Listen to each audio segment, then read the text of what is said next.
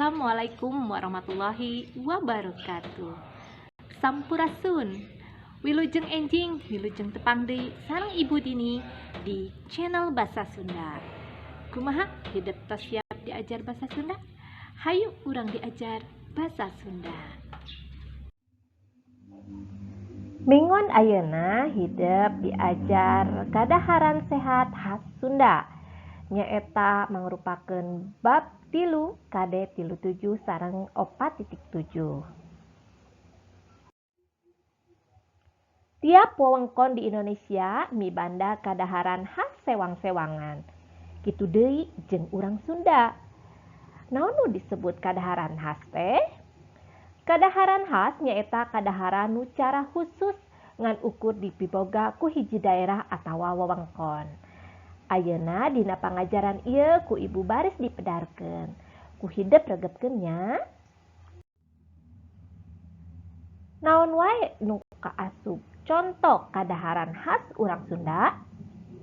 Anu kahiji nyaeta comro.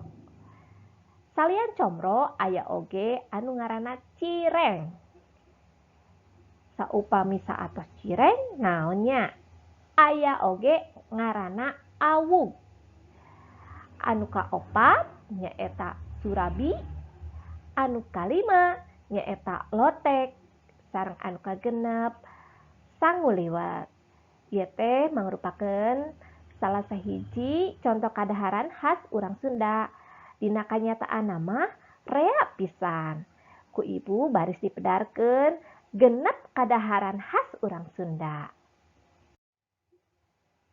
Anu kahiji nyaeta comro. Comro nyaeta kadaharan khas di Jawa Barat. Comro teh salah sahiji tina loba kadaharan Sunda nu boga ngaran tina wancahan bahan dasar nu ngajieuna nyaeta oncom di jero. Bahan utama keur nyieun comro nyaeta sampe. Sampe diparut tuluy make bumbu-bumbu. Cobi bumbuna naon wae nya? Taroskeun ka indung hidep. Naon wae bumbu anu sok dipake keur comro. Cobi tinggal ku hidep foto ieu. Ngaranna naon nya ieu teh? Leres, ieu nyaeta cireng. Ieu oge wancahan tina aci digoreng. Cireng ieu bahan utamana nya pasti eta teh aci, ngaranna ge cireng tina aci digoreng. Pami gambar anu ieu naon nya? Leres pisan, ieu teh nyaeta awug. Awug teh bahan utamana nyaeta tina tepung beas. Tepung beas ieu teh ulah hilap nganggo gula beureum. Janten awug ieu teh rasana amis. Pami kadaharan anu ieu naon namina? Wah, ieu mah pasti hidep tos arapal.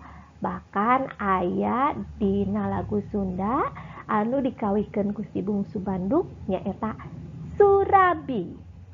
Surabi teh bahan utamana tina tepung beas. Tepung beas ieu teh diolah nganggo bumbu anu disebatna oncom. Eta mah oncom diawurkeun dina surabi eta. Tapi ayeuna mah surabi teh tos seueur varian rasana. Cobi tinggal dina internet pasti ayeuna mah seueur surabi rasa keju, surabi rasa rupa-rupa nya. Wah, ieu mah pastilah hidep tos ngaraosan surabi anu rasana beda-beda.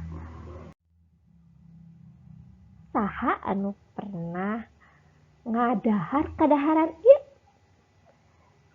Ieu teh naon? Lotek. Leres pisan. Ieu teh lotek nyaeta bahan utamana nyaeta sayuran jeung suuk. Make bumbu nyaeta contona cikur jeung sajabana. Tah, kanggo hidep anu teresep sayuran cocok pisan pami ngakmam lotek. Margi lotek ieu teh ngandung bahan utamana nyaeta sayuran. Jadi raos dipadukeun jeung suuk. Kadaharan anu ieu naon nya namina? Wah, ieu mah pasti tara diliwat ku hidep nyaeta sangu liwet. Sangu liwet bahan utamana nya beas, ngaranna ge sangu nya. Tapi beasna make bumbu. Bumbuna rupa-rupa, aya bawang bodas, bawang beureum, bawang daun nya. Pokona mah rupa-rupa eta mah sesuai jeung selera masing-masing. Tah di daharna sangu liwet enak jeung lauk, jeung asin, jeung tahu bubuk. Wah, jadi laparnya. Saha di antara hidep anu tos ngaregepkeun genep contoh kadaharan Sunda jadi lapar? Waduh, lamun lapar, sok ayeuna hidep kerjakeun pancena. Pancen kanggo minggon ayeuna nyaeta hidep cieun salah sahiji kadaharan khas Sunda. Nah, bade anu sapertos dicontohkeun ku ibu anu tadi anu genep teh atanapi aya ide anu sanes anu tiasa ku hidep di pidamel. Tiasa pami kitu mah dibantosan ku teteh atanapi ku mama. Saatos hidep nyieun salah sahiji kadaharan khas Sunda, tuluy ku hidep tembongkeun kadaharan nu geus dijieun ku hidep. Bari nembongkeun kadaharan eta, hidep sebutkeun bahan-bahan keur nyieun kadaharan eta. Terus saenggeus sebutkeun bahan-bahan keur nyieun kadaharan eta, hidep kirim pancen eta dina bentuk video. Tuluy kirim di assignment pancen basa Sunda anu minggon ayeuna. Wilujeng diajar. Hayu ayeuna urang kerjakeun pancena. Tos lapar yeuh patuangan. Hatur nuhun kana perhatosanana. Ibu amit mundur. Wassalamualaikum warahmatullahi wabarakatuh.